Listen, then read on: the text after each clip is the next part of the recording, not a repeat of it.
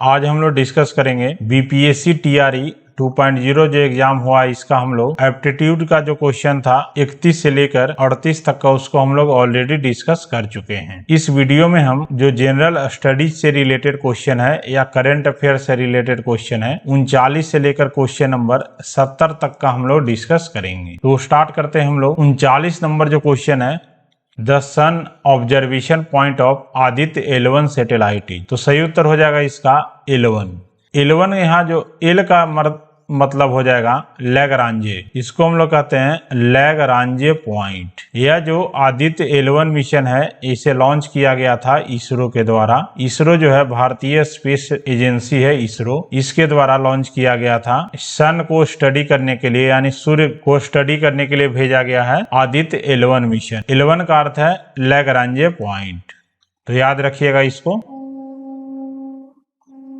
Aditya L1 है, इसे launch किया गया था 2 सितंबर 2023 को।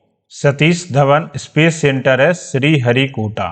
श्रीहरिकोटा जो है वह आइलैंड है, आंध्र प्रदेश में स्थित है श्रीहरिकोटा, और इसे लॉन्च किया गया था PSLV C57। यह रॉकेट है, इसे यह लॉन्च किया गया था आदित्य L1 को। तो यह याद रखिएगा कुछ महत्वपूर्ण यह पॉइंट्स है। अगला क्वेश्चन है, ginger is an underground stem and not a root. Ginger जो है वह एक अंडरग्राउंड स्टीम है, यह रूट्स नहीं है, क्योंकि it has nodes and inter nodes. इसके पास क्या नोड्स है और इंटर नोड्स है, इसलिए जिंजर जो है वह एक अंडरग्राउंड स्टीम है, या क्या रूट्स नहीं है। सही उत्तर हो जाएगा ऑप्शन नंबर बी। अगला क्वेश्चन है 41 नंबर क्वेश्चन है, the focal length of a convex lens is 10 centimetre on immersing in water it will act as a. तो हम लोग जानते हैं लेंस मेकर फॉर्मूला से हम लोग जानते हैं lens maker formula 1/f is equal to 1 divided by R1 minus 1 divided by R2 into mu minus mu dash. यानी जो फोकल लेंथ हो जाएगा 1/f is directly proportional to mu minus mu dash. और हम लोग जानते हैं म्यू डैश जो होता है वह वाटर का ग्रेटर देन होता है mu dash air. Refractive index है म्यू का मतलब, तो वाटर का ज्यादा होता है रिफ्रैक्टिव इंडेक्स एयर से, क्योंकि पहले जो है कॉन्वेक्स लेंस था एयर में, इसके बाद हम लोग इसको पानी में डुबाए हैं, इसको इमर्स किए हैं। तो इस केस में क्या होगा, जब म्यू डैश का वैल्यू वाटर का ज्यादा हो जाएगा तो म्यू माइनस म्यू डैश का जो वैल्यू है यह डिक्रीज कर जाएगा, क्योंकि म्यू डैश इंक्रीज हो गया तो म्यू माइनस म्यू डैश का वैल्यू डिक्रीज कर जाएगा। यानी कि जो फोकल लेंथ का जो वैल्यू है वह इंक्रीज हो जाएगा। तो इसीलिए यहाँ है कॉन्वेक्स लेंस की तरह बिहेव करेगा जिसका फोकल लेंथ हो जाएगा ग्रेटर देन 10 सेंटीमीटर। तो सही उत्तर हो जाएगा ऑप्शन नंबर सी। तो याद रखिएगा इसको, यह कॉन्वेक्स लेंस की तरह बिहेव करेगा जिसका फोकल लेंथ हो जाएगा ग्रेटर देन 10 सेंटीमीटर। अगला क्वेश्चन है 42 नंबर, दो water is transparent to visible light it is not possible to see distant object in fog which consist of fine drops of water। ऐसा क्यों होता है कि मतलब वाटर जो है वह ट्रांसपेरेंट होता है विजिबल लाइट्स में, लेकिन हम लोग फॉग के समय जो है दूर का ऑब्जेक्ट को नहीं देख पाते हैं, क्योंकि इस केस में क्या होता है कुछ जो लाइट्स होता है वह स्कैटर्ड हो जाता है, जिसके कारण एपरेंट ओपेसिटी प्रोड्यूस हो जाता है। तो इसके कारण ही हम फॉग के केस में हम लोग दूर का जो ऑब्जेक्ट है उसको हम लोग नहीं देख सकते हैं। तो सही उत्तर हो जाएगा इसका ऑप्शन नंबर बी। अगला क्वेश्चन है 43 नंबर है question, monochromatic light enters from one medium to other which one of the following properties does not change. तो इस केस में इसका सिर्फ फ्रीक्वेंसी जो होगा वह चेंज नहीं करेगा, बाकी जो भी एम्पलीट्यूड वेलोसिटी दोनों चेंज हो जाएगा अगर एक मीडियम से दूसरे मीडियम में ट्रेवल कर रहा है मोनोक्रोमेटिक लाइट, तो सिर्फ इसका फ्रीक्वेंसी चेंज नहीं होता है। तो सही उत्तर हो जाएगा इसका ऑप्शन नंबर ए। अगला क्वेश्चन है, the speed of an electron in the orbit of the hydrogen atom in the ground state is. सही उत्तर हो जाएगा C divided by 137। Option C इसका सही उत्तर है, C डिवाइडेड बाई 137। अगला क्वेश्चन है, a black body radiates energy at the rate of E watt per metre square at high temperature T Kelvin when the temperature is reduced to T/3 के the radiant energy will be। तो इस case में जो है black body के case में energy जो हो जाएगा डायरेक्टली प्रोपोर्शनल टू T⁴ हो जाएगा। अगर यहाँ टेम्परेचर रिड्यूस कर रहा है T/3 केल्विन से, तो एनर्जी भी रिड्यूस करेगा इसके पावर 4 से, तो एनर्जी जो रिड्यूस करेगा डिवाइडेड बाय 3⁴। तो सही उत्तर हो जाएगा इसका E/81। तो ऑप्शन सी इसका सही उत्तर हो जाएगा E/81, क्योंकि यह डायरेक्टली प्रोपोर्शनल है T⁴ के। तो यहाँ टेम्परेचर रिड्यूस कर रहा है 3 से, तो एनर्जी रिड्यूस कर जाएगा 3⁴ से। अगला है question 46, the acid which can destroy the colour of acidic KMnO4 is. तो सही उत्तर हो जाएगा इसका साइट्रिक एसिड। साइट्रिक एसिड है वह KMnO4 का जो कलर होता है उसको डिस्ट्रॉय करता है। इसका साइट्रिक एसिड का फॉर्मूला है C6H8O7। और यह जो है पोटेशियम परमैंगनेट का जो कलर होता है, इसका कलर आप देख लो क्या होता है, पर्पल। इसका पर्पल जो कलर होता है उसको डिस्ट्रॉय करता है साइट्रिक एसिड। अगला 47 number question, who was the writer of Banglar Mati Banglar Jal which was originally a protest song against the partition of Bengal in 1905 by Lord Curzon and for which the West Bengal Assembly passed a resolution as the new state anthem recently। अभी हाल ही में जो है waste Bengal assembly है वह एक resolution pass किया है। यह जो सॉन्ग था बंगलार माटी बंगलार जल, इसको न्यू स्टेट एंथम घोषित किया है और यह सॉन्ग के राइटर हैं रविंद्रनाथ टैगोर के द्वारा यह लिखा गया है। तो सही उत्तर हो जाएगा 47 का बी सही उत्तर है। अगला क्वेश्चन है, who is the architect of new parliament of India building inaugurated recently. तो याद रखिएगा बिमल पटेल। बिमल पटेल जो है वह आर्किटेक्ट हैं अभी जो न्यू पार्लियामेंट बिल्डिंग बना है न्यू दिल्ली में, इसके। तो सही उत्तर है option number A Bimal Patel. अगला क्वेश्चन है 49 नंबर है question, which one of the following Indian films was screened at the 76th Cannes film festival in May 2023। तो दो फिल्म इसमें स्क्रीन्ड हुआ है, एक है अनुराग कश्यप का केनेडी और दूसरा है कानू बहल का आगरा। तो इसका सही उत्तर हो जाएगा more than one of the above. Option D इसका सही उत्तर हो जाएगा more than one of the above. अगला क्वेश्चन है 50 number, Azali Assoumani who attended the G20 summit in New Delhi at the current chairperson of the African Union which has become the newest member of G20। अभी हाल ही में जो है new Delhi में जो G20 का जो समिट हुआ था, इसमें अफ्रीकन यूनियन है उसको G20 का सदस्यता मिला है। तो उसके अभी वर्तमान में चेयरपर्सन है अजाली ओसमानी। यह किस देश के राष्ट्रपति रहे हैं? तो सही उत्तर है कोमोरोस। कोमोरोस के राष्ट्रपति थे। तो सही उत्तर है इसका कोमोरोस। यह जो है अफ्रीका का कंट्री है कोमोरोस। अगला क्वेश्चन है 51 number, when is the human rights day celebrated annually. तो सही उत्तर हो जाएगा इसका 10 दिसंबर को मनाया जाता है human rights day.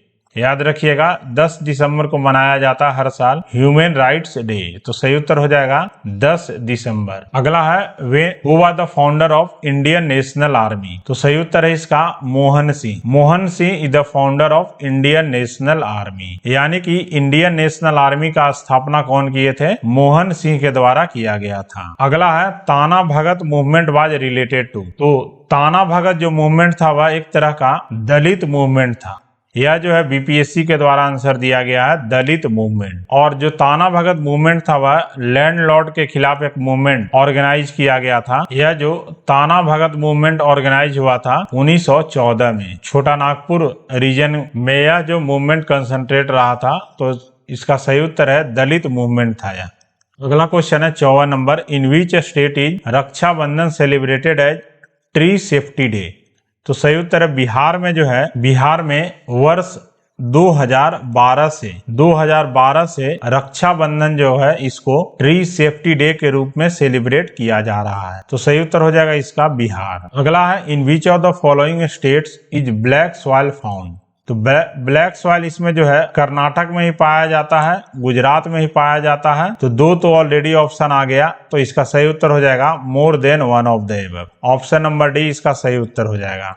Black soil जो है वह मेनली पाया जाता है, या रीजन कुछ आप लिख लीजिए यहाँ पर, Gujarat, Karnataka, western part of MP, Madhya Pradesh, कुछ राजस्थान का एरिया में भी है, छत्तीसगढ़ का एरिया में भी है, कुछ तमिलनाडु का जो एरिया है यहाँ भी पाया जाता है ब्लैक सॉइल। और इसके बाद महाराष्ट्र का जो एरिया है, तो यहाँ कुछ जो एरिया है वहाँ ब्लैक सॉइल पाया जाता है। अगला क्वेश्चन है 56 number, how many types of species of flora and fauna are there in India? Total 81,000 species of fauna है और 47,000 स्पीसीज ऑफ फ्लोरा है टोटल। तो याद रखिएगा भारत में 81,000 स्पीसीज है फौना का और 47,000 स्पीसीज है फ्लोरा का। तो सही उत्तर हो जाएगा इसका ऑप्शन नंबर ए। अगला क्वेश्चन है 57 number, minerals are deposited and accumulated in the strata of which of the following? तो सही उत्तर हो जाएगा सेडिमेंट्री रॉक्स में। सेडिमेंट्री रॉक्स में जो है मिनरल डिपोजिट होता है और एक्यूमुलेट होता है। तो सही उत्तर हो जाएगा सेडिमेंट्री रॉक्स। इसमें जो है लेयर रहता है या लेयर टाइप का रॉक्स है। अगला है विच of the following is a leguminous crop? तो सही उत्तर है पल्स। पल्स जो है वह लेग्यूमिनस क्रॉप्स है। तो सही उत्तर हो जाएगा इसका पल्स। अगला क्वेश्चन है which two of the following extreme locations are connected by east west corridor? तो सही उत्तर हो जाएगा सिलचर जो कि असम में है और पोरबंदर जो कि गुजरात में है। यह दोनों जो है वह ईस्ट वेस्ट कॉरिडोर से कनेक्टेड है। तो सही उत्तर हो जाएगा इसका सिलचर एंड पोरबंदर। अगला क्वेश्चन है stalactite and stalagmite structures are formed by the? तो यह होता है अंडरग्राउंड वाटर के कारण जो है यह स्ट्रक्चर फॉर्म होता है। स्टालाक्टाइट एंड स्टेलागमाइट यह दोनों जो है स्ट्रक्चर फॉर्म होता है अंडरग्राउंड वाटर के कारण। तो याद रखिएगा स्टालाक्टाइट एंड स्टेलागमाइट दोनों स्ट्रक्चर फॉर्म होता है अंडरग्राउंड वाटर के कारण। अगला है April 2022 is celebrated as a world earth day. हम लोग सेलिब्रेट करते हैं अप्रैल 2022 को हम लोग सेलिब्रेट करते हैं वर्ल्ड अर्थ डे। इस वर्ष का जो थीम है वर्ल्ड अर्थ डे का, यह याद रखिएगा, invest in our planet. Invest in our planet यह इस वर्ष का थीम है। वर्ल्ड हेल्थ डे जो है वह 7 अप्रैल को मनाया जाता है और वर्ल्ड ओजोन डे जो है वह 16 सितंबर को यह मनाया जाता है। तो इसे याद रखिएगा आप, दोनों इंपॉर्टेंट है। अगला क्वेश्चन है topographical map of India is prepared by which organisation? तो सही उत्तर हो जाएगा द सर्वे ऑफ इंडिया जो है वह टोपोग्राफिकल मैप को यह प्रिपेयर करता है सर्वे ऑफ इंडिया के द्वारा। अगला है क्वेश्चन 63 नंबर है, who first described the revolt of 1857 as the first Indian war of independence? तो याद रखिएगा यह महत्वपूर्ण क्वेश्चन है, काफी सभी एग्जाम्स में लगभग पूछा जाता है। तो वी.डी. सावरकर जो थे वह कहे थे कि जो रिवोल्ट ऑफ 1857 है वह first Indian war of independence है। तो सही उत्तर हो जाएगा इसका वी.डी. सावरकर। अगला क्वेश्चन है which revolt is mentioned in Bankim Chandra Chatterjee novel Anand Math? तो इसमें सन्यासी जो विद्रोह था इसका जिक्र किया गया है बंकिम चंद्र चटर्जी का जो नोवेल है आनंद मठ में। तो सही उत्तर है सन्यासी। अगला क्वेश्चन है when were swadeshi and boycott first adopted as forms of struggle in India? तो पहली बार जो है बंगाल का जो पार्टीशन हुआ था उस समय यह शुरू किया गया था स्वदेशी एंड बाइकॉट मूवमेंट। तो सही उत्तर है पार्टीशन ऑफ बंगाल। अगला क्वेश्चन है who was the president of the Indian national Congress at the गया सेशन ऑफ 1922? तो इसके प्रेसिडेंट थे चित्तरंजन दास। चित्तरंजन दास जो थे प्रेसिडेंट थे। गया सेशन जो हुआ था इंडियन नेशनल कांग्रेस का 1922 में, इसके यह प्रेसिडेंट थे चित्तरंजन दास। अगला है who led the peasant of Bihar during the non cooperation movement? तो सही उत्तर है स्वामी विद्यानंद के द्वारा यह लेड किया गया था जो पीजेंट मूवमेंट था बिहार में नॉन कॉपरेशन मूवमेंट के समय में। यह 1920 में स्टार्ट हुआ था नॉन कॉपरेशन मूवमेंट। इस समय पीजेंट मूवमेंट का जो बिहार में नेता थे वह स्वामी विद्यानंद थे। यह एक क्वेश्चन छूट गया, देख लीजिएगा 64 number. Which of the following event happened first? इसमें देख लीजिएगा तो संथाल रिवेलियन जो हुआ है यह 1854 और 55 में हुआ था। रिवेलियन ऑफ बिरसा मुंडा हुआ था 1899 और 1900 के बीच हुआ था। इसके बाद जो स्टार्ट हुआ था ताना भगत मूवमेंट, यह लगभग 1914 में हुआ था। 14 से लेकर 1920 तक में यह हुआ था।